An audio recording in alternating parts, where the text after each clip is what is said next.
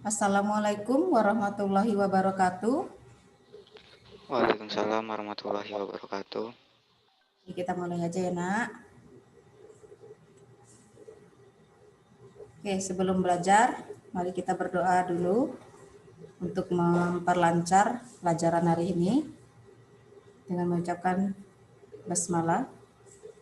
Bismillahirrahmanirrahim. Bismillahirrahmanirrahim. Boleh Aidil pimpin doanya, doa belajar.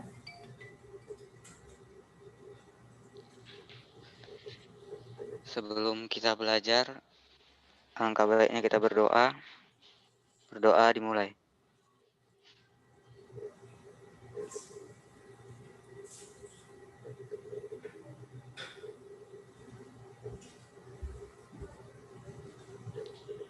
Berdoa boleh selesai. Mulai aja ya, Nak.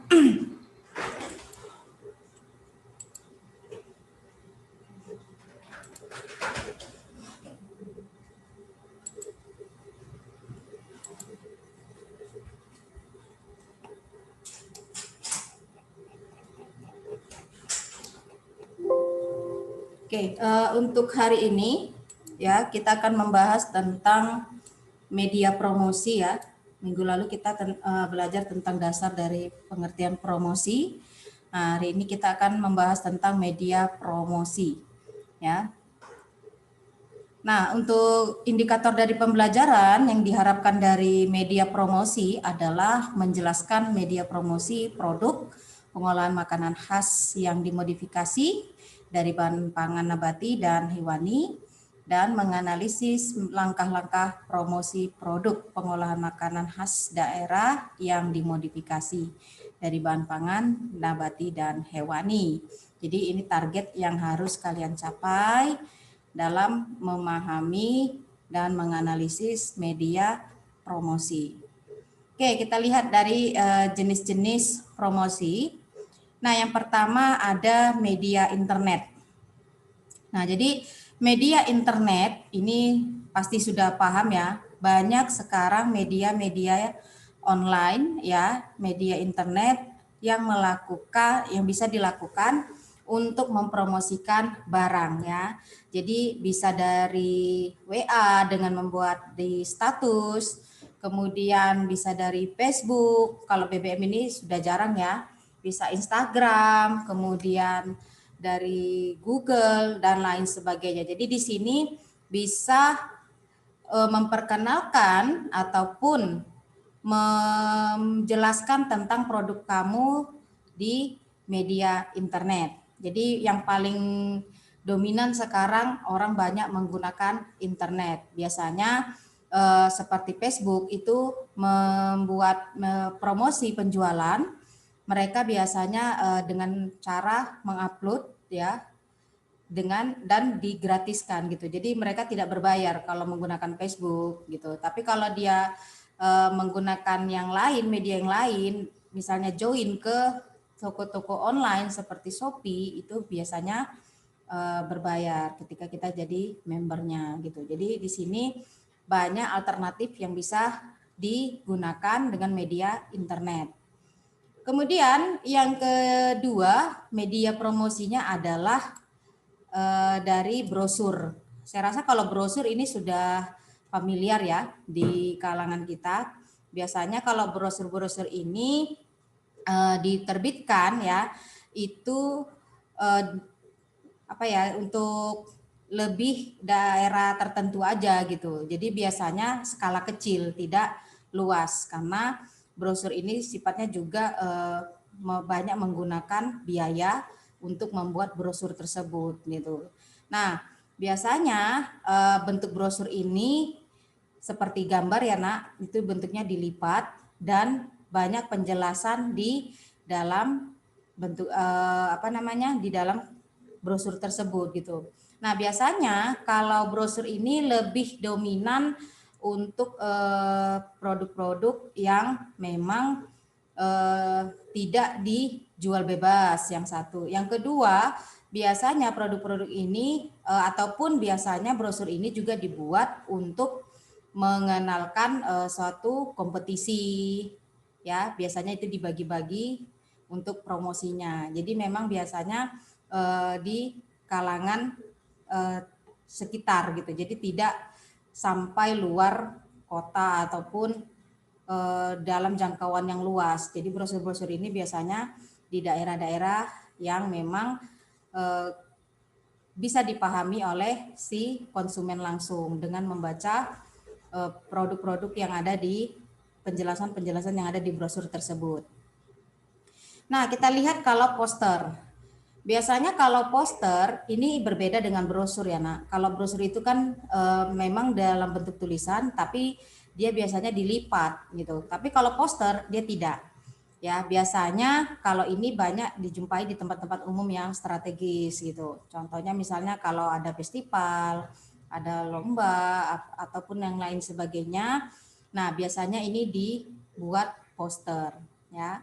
Karena apa? Dengan poster dan biasanya dipajangkan di pinggir-pinggir jalan, di tempat-tempat yang umum agar mudah diketahui oleh masyarakat sehingga di sini membuat ketertarikan kepada konsumen untuk datang ke tempat tersebut. Jadi di sini biasanya sentral dia tempatnya. Sehingga dipasang poster agar masyarakat datang beramai-ramai ke tempat tersebut dan lengkap dengan alamat yang dibuat. Kalau misalnya poster-poster yang ada di ini. Kemudian ada banner.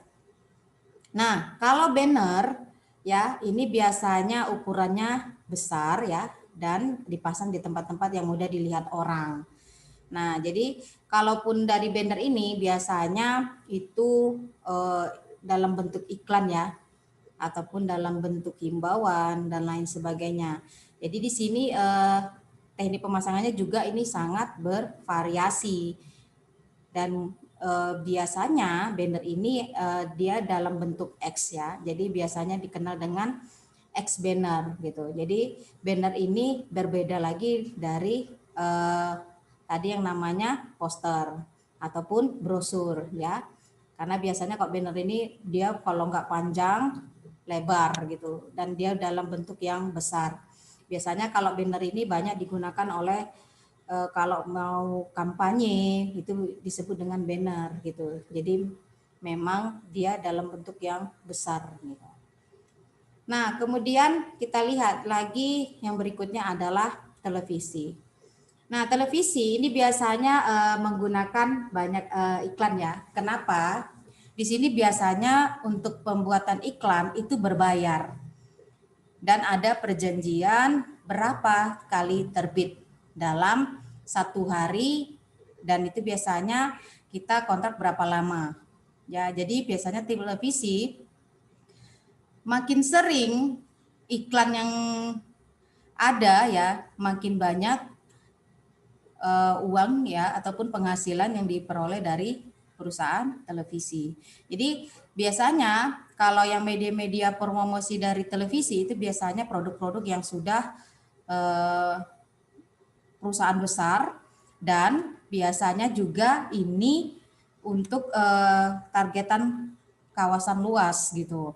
Jadi seluruh Indonesia misalnya itu jangkauannya juga terlalu kalau dari televisi gampang mudah dijangkau karena semua pasti menonton televisi. Kalau internet itu kan daerah tertentu saja. Kalaupun misalnya tidak ada internet ya orang juga tidak akan tahu produk tersebut. Jadi biasanya kalau perusahaan-perusahaan besar ya biasanya langsung menggunakan jasa televisi agar produk yang dia keluarkan untuk dipromosikan cepat gitu. Jadi bisa dikenal langsung oleh masyarakat. Nah, biasanya kalau pembayarannya itu sangat mahal ya. Karena dia dihitung berapa kali terbit dalam satu hari. Misalnya dalam satu hari dia harus 20 kali terbit di beberapa acara gitu. Jadi kalilah berapa hari, kali berapa lama lagi produk itu harus diiklankan. Nah, apalagi jika iklan tersebut, promosi tersebut itu dibuat misalkan dalam satu acara ya sebagai sponsor. Kemudian ketika misalkan dalam satu film, di tengah-tengah film dia iklan sementara khusus produk tersebut itu jauh lebih mahal lagi ya karena dia spesial di diiklankan di tengah-tengah acara yang sedang berlangsung. Nah, jadi di sini biasanya durasinya juga tidak boleh lama iklan tersebut. Durasinya paling maksimal itu 1 menit. Karena apa? Iklan itu biasanya kan kalau diselingi dari film yang berlangsung itu kan biasanya menampilkan 5 sampai 10 iklan gitu. Jadi kalau makanya sering terjadi kalau kita nonton film iklannya terlalu banyak. Berarti banyak yang memasang di jam tersebut iklannya sesuai dengan perjanjian. Jadi harus mau tidak mau itu harus ditampilkan gitu. Nah, kemudian merchandise ya. Jadi kalau merchandise ini merupakan bentuk iklan tetapi dia jenisnya hanya kalangan-kalangan sendiri. Contohnya misalkan kalender. Misalnya kalau kalender kan tidak untuk rame-rame ya. Misalnya kalau misalnya dari CTF ya kalendernya hanya untuk orang-orang yang ada di CTF gitu. Nah, kemudian muk ini tahu kan Nak, seperti gelas yang bertangkai yang itu dari apa ya kayak gelas batu gitu ya, yang bertangkai. Nah, bisa jadi topi, gantungan kunci dan lain sebagainya. Ini yang disebut dengan merchandise ya. Merchandise. Jadi di sini promosinya melalui barang-barang tertentu dan jumlahnya biasanya terbatas, tidak banyak dan hanya orang-orang tertentu yang mendapatkannya gitu. Ataupun misalkan kalau acara-acara bazar biasanya mereka hanya memproduksi sedikit terbatas, hanya pengunjung-pengunjung tertentu yang mereka berikan. Oke. Jadi ini yang disebut dengan merchandise, jenis media promosinya. Nah, kita lihat dari promosi ya. Dari promosi ya, informasi yang pertama kita bisa lihat dari informasi dari mulut ke mulut ya. Ini yang paling cepat biasanya kalau di kalangan masyarakat sekitar. Jadi kalau dari mulut ke mulut biasanya kalau ada satu yang menggunakan dan dia puas dengan pemakaian tersebut, maka dia akan otomatis mempromosikan ke orang lain gitu tanpa harus diperintahkan ataupun dibayar gitu. Karena apa? Dia puas dengan suatu produk tersebut gitu. Jadi dengan satu orang yang membeli bisa nanti langsung tersebar ke seluruh daerahnya, bahkan bisa keluar daerah ketika orang tersebut pergi dan mempromosikan produk yang dia pakai sehingga orang lain juga mau membeli. Itu dari informasi mulut ke mulut. Nah, kemudian di sini juga peranannya sangat penting ya untuk mempromosikan barang dan jasa. Jadi baik buruknya produk itu tergantung dari juga mulut konsumen. Ya, kalau konsumen merasa puas, maka dia akan mempromosikan barang tersebut dengan cara yang baik. Tetapi apabila dia tidak puas dengan produk tersebut, maka ya dia tidak akan mengatakan produk itu baik ke orang lain sehingga mempengaruhi konsumen. Jadi di sini sangat penting peranan dari konsumen. Kemudian pelanggan itu juga sangat dekat dengan penyampaian jasa. Ya jelas karena pelangganlah yang bisa mempromosikan langsung tanpa harus diberikan upah ataupun dibayar oleh perusahaan. Karena apa? Dengan dia promosi tanpa disadarinya, dia sudah menjual produk yang dipromosikannya gitu. Nah, kemudian kalau promosi dari mulut ke mulut juga itu banyak digunakan oleh pelaku bisnis. Ya, karena apa? Selain murah tanpa biaya gitu. Jadi ini memang target paling utama kepuasan dari konsumen yang diharapkan oleh pelaku bisnis. Kalau konsumen puas, otomatis mereka sendiri yang akan mempromosikan produk tersebut gitu.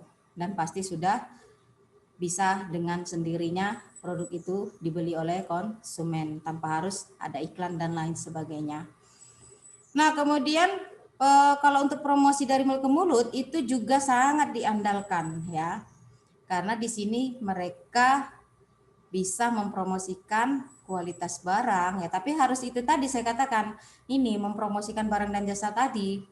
Konsumen ketika dia puas dia akan memberikan promosi kepada kawan-kawan yang lain ataupun orang lain karena dia puas gitu. Contoh kalau kita sama seperti beli ke tempat toko, ketika kita puas dengan pelayanannya, kita pasti bicara dengan teman-temannya. oh aku belinya di sini gitu. Orangnya baik, begini, gini, harganya murah, otomatis itu akan dilakukan oleh konsumen tanpa dia sadari. Dia sudah melakukan promosi barang tersebut. Nah, kemudian kita lihat dari pemasaran langsung atau direct marketing. Pemasaran langsung, ya, di sini kalau kita lihat pemasaran langsung itu promosi dengan cara memasarkan barang jasa secara langsung. Di sini harus dengan catatan kita bisa mendapatkan tanggapan secara langsung dari para konsumen. Berarti di sini langsung dari pintu ke pintu atau yang disebut dengan sales ya. Sales itu kan biasanya menjualnya langsung kepada konsumen tanpa perantara. Nah, kemudian pemasaran langsung ini juga tidak harus bertahap gitu. Dia juga bisa secara langsung pemasarannya ditujukan ke seorang. Tadi kan saya katakan ke rumah-rumah gitu. Jadi memang secara langsung. Kemudian yang berikutnya pemasaran langsung ini juga bisa dalam bentuk penggunaan surat, telepon, faksimil, email, dan alat penghubung non personal lainnya. Jadi dia bisa dengan cara menelepon, promosinya ya itu dikatakan adalah promosi secara langsung. Jadi kita langsung ke pelanggan, tidak melalui toko ataupun yang lainnya. Nah, kemudian untuk secara umum pemasaran langsung ini juga mempunyai ciri-ciri. Yang pertama non public. Jadi di sini ditujukan hanya ke orang-orang tertentu saja, ya. Misalkan kalau produk tersebut harus menggunakan kredit gitu. Jadi ya memang syaratnya harus punya kartu kredit gitu, baru bisa menggunakan produk tersebut. Jadi dia bersifat non public. Kemudian penyesuaian isi pesan. Nah, kalau penyesuaian isi pesan ini juga harus diteliti dan disesuaikan dengan kondisi orangnya. Jadi produknya yang bagaimana? Kalau misalkan produk itu mahal, maka targetnya berarti untuk orang-orang yang ekonomi menengah ke atas gitu. Karena dia tidak dijual bebas gitu. Nah, kemudian produk langsungnya pemasaran langsung itu karena biasanya produk baru dan dia belum dikenal oleh masyarakat. Jadi biasanya promosinya ini kadang bisa langsung mengundang dengan melakukan seminar atau demo gitu. Jadi di sini biasanya produk-produk yang memang jarang ditemukan. Kemudian terjadi proses interaktif. Nah, kita kena langsung kepada konsumen. Jadi bisa melakukan proses tanya jawab langsung ke tentang informasi produk tersebut karena memang di sini proses pemasarannya langsung. Nah, kita lihat dari manfaatnya. Ya, manfaat pemasaran secara langsung. Yang pertama, belanja dapat dilakukan oleh konsumen sehingga hemat waktu dan biaya transportasi. Kenapa? Bisa langsung datang ke rumah atau bisa dengan cara menelepon gitu, menelepon dan dipesan langsung. Kemudian konsumen ini juga punya pilihan barang ya melalui katalog. Nah, biasanya di sini contohnya seperti Shopee Martin, kemudian Oriflame, biasanya dia pakai katalog buku gitu. Jadi dan bisa juga dengan cara online. Ya, bisa pesannya secara online. Kemudian konsumen juga dapat memesan barang baik sendiri maupun dengan orang lain. Jadi biasanya mereka ada agen-agennya gitu ya. Kemudian konsumen dapat mempelajari produk sebelum membeli karena bisa tadi membaca katalognya atau salesnya gitu ya. Kemudian penjual juga dapat memilih calon konsumen dengan karakteristik yang sesuai dengan produk. Contoh misalnya kalau produk mahal, maka dia targetnya kemana? Ke kalangan masyarakat ekonomi yang tinggi atau ekonomi menengah ke atas. Kalau ke bawah mungkin nggak mungkin, karena apa? Mungkin produknya tidak terjangkau harganya. Nah, kemudian penjual ini juga dapat mengkhususkan dan menyesuaikan pesanan sesuai dengan kebutuhannya. Ya, jadi kita kalaupun di sini biasanya ya terserah konsumen gitu, tidak ada pemaksaan karena sesuai dengan kemampuannya. mau dipesan ya, kalau nggak mau ya sudah, dengarkan aja gitu. Kemudian bahan informasi pemasaran langsung ini memiliki keterbacaan yang tinggi. Kenapa? Konsumen bisa membaca langsung dan bertanya langsung tentang produk yang ada. Kemudian memungkinkan pengujian media dan pesan alternatif gitu. Jadi metode pencapaian tujuannya paling efektif dari segi biaya karena kita langsung ke konsumen. Kemudian pemasaran langsung itu diatur agar dapat menjangkau calon pembeli pada saat yang tepat. Dan strategi penawarannya juga sebenarnya sangat sulit ya. Karena apa? Kita harus benar-benar bisa meyakinkan konsumen dengan cara mempromosikan barang dan memperkenalkannya dengan sangat baik agar konsumen bisa tertarik. Nah, kemudian kita dapat mengukur keinginan dari konsumen, tanggapannya bagaimana, kepuasannya bagaimana. Nah, biasanya di sini kalau pemasaran langsung produknya bisa dengan cara kredit, ya. Nah, kemudian ada iklan. Iklan ya itu bentuk presentasi dan promosi non personal, ya. Iklan itulah seperti di media-media tertentu. Tadi misalnya media televisi, internet. Nah, itu disebut dengan iklan, ya. Kemudian iklan ini juga biasanya digunakan melalui surat kabar ya, tadi majalah, kemudian direct email, televisi, radio, bioskop, papan reklame dan lain sebagainya. Jadi iklan itu bisa digunakan di berbagai macam media. Nah, kemudian kita lihat dari tipe iklan ya yang biasanya sering ditampilkan di televisi ataupun media lainnya. Yang pertama, price advertising ya, biasanya ini lebih menonjolkan harga yang menarik. Contohnya diskon ya, dari diskon-diskon misalnya beli 2 dapat 3, beli sendal kiri dapat sendal kanan gitu, enggak ya. Jadi di sini biasanya mendapatkan potongan-potongan yang membuat masyarakat menarik ya. Jadi biasanya di sini price advertising namanya. Kemudian ada brand advertising. Jadi di sini lebih memberikan penekanan pada nama brandnya, nama produknya, nama perusahaannya gitu. Jadi biasanya iklan-iklan tersebut, contoh ini Yamaha semakin di depan gitu, menunjukkan brandnya. Jadi kalau iklan-iklan itu ada bisa dengan cara menunjukkan harganya atau menonjolkan brandnya, tergantung dari tipe iklan yang diinginkan. Nah, kemudian kita juga lihat dari kalau iklan produk ini yang digunakan oleh pengusaha atau produsen dalam melaksanakan berbagai tugasnya. Jadi harus memperhatikan hal-hal yang biasanya paling sensitif itu pasti harus diperhatikan.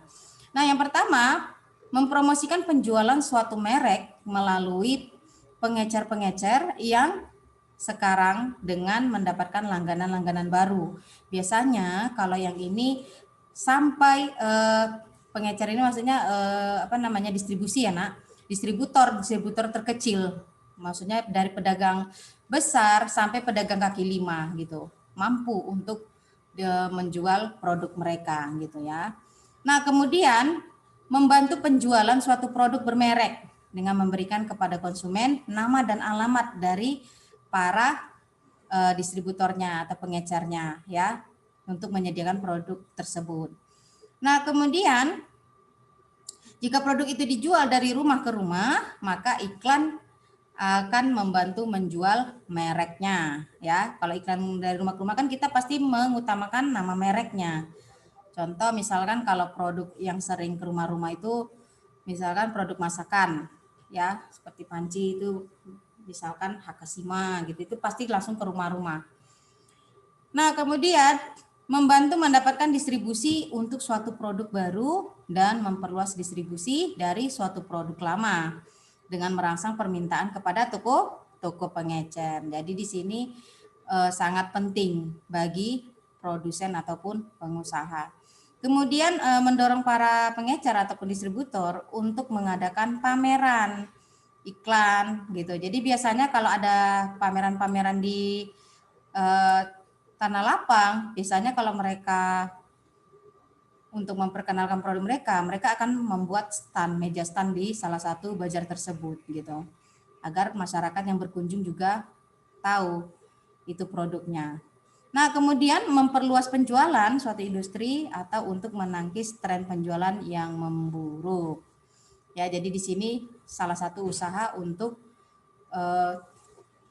meningkatkan penjualan. Nah, kita lihat ada beberapa faktor yang diperlukan ya dalam penggunaan iklan. Yang pertama, iklan mungkin lebih efektif jika perusahaan mengikuti tren permintaan primer dan bukan sebaliknya ya. Kemudian menentukan kesempatan perusahaan untuk mempengaruhi permintaan. Berarti di sini adanya kesempatan luas untuk direferensiasikan produknya. Nah, kemudian peranan relatif dari kualitas yang tersembunyi dari produk tersebut. Kemudian motif pembelian emosional yang kuat. Jadi biasanya mereka kalau dengan menjual produk secara langsung, mereka akan lebih membaca emosional dari konsumen. Ya, ketertarikan daripada konsumen. Kemudian operasi perusahaan itu juga memberikan banyak hal bagi iklan dan promosi produknya untuk mencapai pasar. Nah, kemudian kita lihat dari iklan konsumen. Jadi harus mengutamakan dalam keadaan jika penilaian menunjukkan bahwa kondisi sangat baik, untuk mempengaruhi bahwa kondisi sangat baik ya penilaian konsumen dan untuk menciptakan tindakan pembelian yang cepat ya. Jadi di sini sebenarnya penilaian itu sangat penting. Kemudian analisanya. Analisa dari konsumen itu bagaimana ya. Nah, kemudian usaha promosinya bagaimana dan metode-metode penjualan lainnya. Ini yang paling diutamakan dalam memperkenalkan produk. Oke, kelemahan penggunaan iklan. Yang pertama harus diambil keputusan mengenai beberapa banyak yang harus dikeluarkan uang untuk iklan tersebut. Nah, ketika kita sudah banyak mengeluarkan uang, berapa target yang harus kita capai? Itu juga harus dipikirkan. Ya, apakah itu bermanfaat atau tidak iklan tersebut. Jadi perlu pertimbangan seperti itu. Nah, kemudian harus dipilih media yang tepat gitu. Ketika kamu memilih iklan, maka media apa yang tepat untuk memperkenalkan produk kamu dan cepat untuk dikenal masyarakat gitu. Nah, kemudian harus dibuat pengaturan untuk pembuatan iklan yang efektif. Jadi dibuat pengaturan seefektif mungkin agar bisa menarik konsumen dan informasi yang disampaikan tercapai. Harus diambil langkah-langkah untuk mengukur efektivitas iklan gitu melalui prauji sebagai alat untuk memaksimumkan hasil dari uang yang dikeluarkan. Jadi iklan ini bingung kita kalau misalnya banyak uang yang dikeluarkan, maka target pendapatannya juga harus dimaksimalkan. Nah, kemudian yang berikutnya ada hubungan masyarakat atau public relation. Oke. Public relation ya, itu merupakan daya tarik hubungan masyarakat. Ada jadi 3 khusus sifatnya. Yang pertama, kredibilitas yang tinggi ya. Biasanya di sini dituntut masyarakat itu umumnya harus percaya gitu cerita kabar. Biasa masyarakat gampang mudah dipengaruhi dengan cerita ataupun kabar dari gambaran perusahaan yang kita iklankan. Kemudian kemampuan menangkap pembeli ya yang tidak dibidik sebelumnya. Jadi memang di sini kita tidak tahu kondisi masyarakatnya, tetapi kita bisa membaca produk ini pasti bisa di kalangan manapun gitu. Nah, kemudian dramatisasi. Jadi di sini hubungan masyarakatnya mempunyai kemampuan mendramatisasi suatu perusahaan. Intinya adalah ketika itu merayu masyarakat tentang bagaimana perusahaan ini, produk perusahaan tersebut, sehingga masyarakat mampu percaya kepada produk tersebut. Oke, itu saja ya untuk materi hari ini ya. Untuk pertanyaan bisa nanti di psikologi ya, karena waktu kita juga sudah mepet. Dan astagfirullah. Oke, jadi itu saja untuk hari ini. Assalamualaikum warahmatullahi wabarakatuh. Waalaikumsalam warahmatullahi Terima kasih, wabarakatuh. Mem. Sama-sama.